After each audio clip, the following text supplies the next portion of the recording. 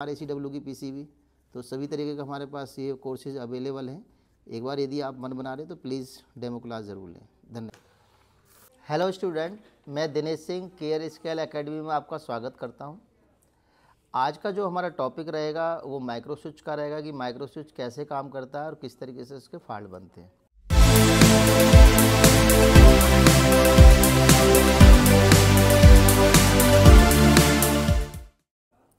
दोस्तों, यदि आप हमारे चैनल पे पहली बार जुड़े हो तो प्लीज़ हमारे चैनल को सब्सक्राइब करें और वीडियो देखने के बाद यदि पसंद आती है तो लाइक करें। तो समझते हैं आज का जो टॉपिक है कि किस तरीके से ये काम करता है। तो आइए डायग्राम के पास।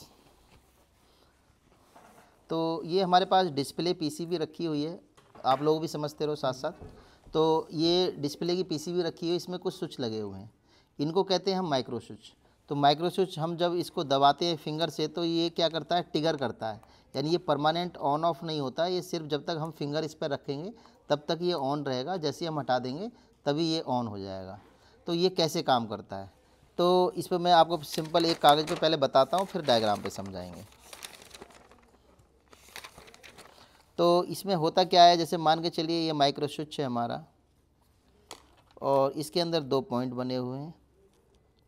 और जब भी यदि हमें कोई स्विच को ऑन या ऑफ करना है, ब्लैक पेन,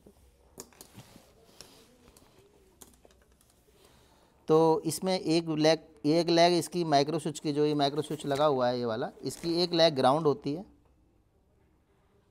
इस तरीके से, और एक लेग पर ये रेजिस्टेंस लगकर 5 वोल्ट की सप्लाई दी जाती है। और फिर बहुत सारी कंपनी एक रेजिस्टेंस और लगा देती है, तो ये स्विच पे आ जाता है और यहाँ से ये फीडबैक जाता है मेन MCU पे।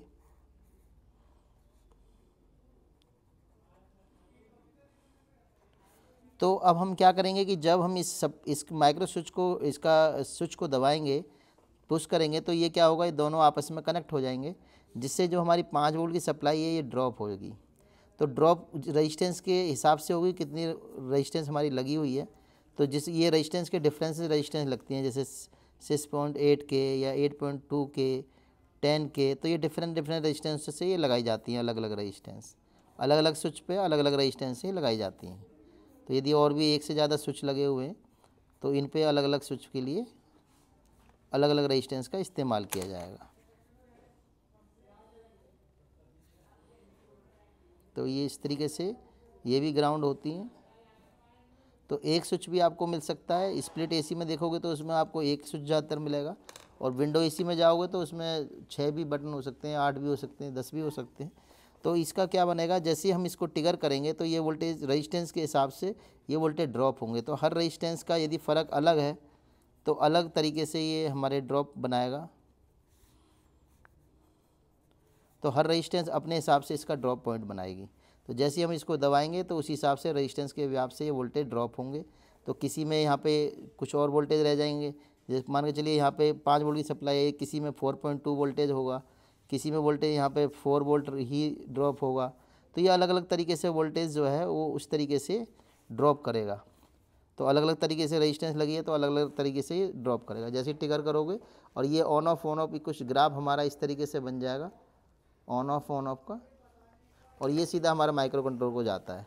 तो इसमें बहुत सारे बटन दिए गए हैं, तो इसमें जो भी बटन आप दबाओगे तो इसमें बटन, टोटल बटन दो इस PCB में दिए गए, 1 2 3 4 5 6 7 बटन है, और हमने डायग्राम में भी बना रखे हैं। तो एक ये बटन है, एक बटन हमारा यहाँ पे दिया है, एक ये बटन है, एक ये है,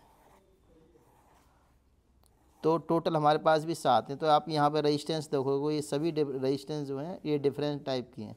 तो ये रेजिस्टेंस 56 के की रेजिस्टेंस है, ये 750 ओम की है, ये 12 के की है, ये 8.2 के है, ये 5.6 के की है, ये 3.3 के की है। तो जब भी हमारा माइक्रो स्विच को हम पुश करेंगे तो ये उस हिसाब से वोल्टेज को ये ड्रॉप करेगा, और ड्रॉप होने से ये फीडबैक सीधा हमारा माइक्रो कंट्रोल में चला जाता है।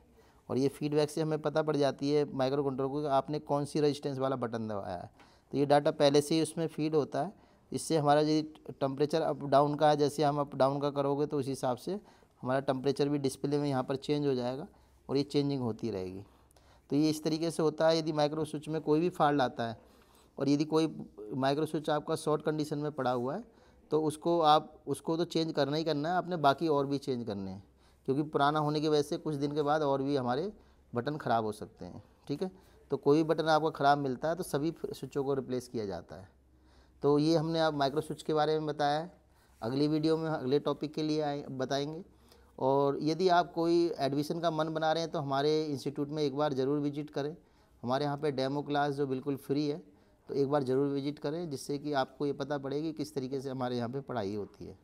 तो और कई टाइप के कोर्सेज़ होते हैं हमारे पास, ऑटोमोबाइल के, मोबाइल के, कंप्यूटर के, और हमारे पास RACW मैकेनिकल कोर्स भी होता है। तो कई तरह के कोर्सेज़ होते हैं, और जो PCB के तो हम कराते ही हैं, RACW की PCB, तो सभी तरीके का हमारे पास ये कोर्सेज़ अवेलेबल हैं। एक बार यदि आप मन बना रहे तो प्लीज़ डेमो क्लास ज़रूर लें। धन्यवाद।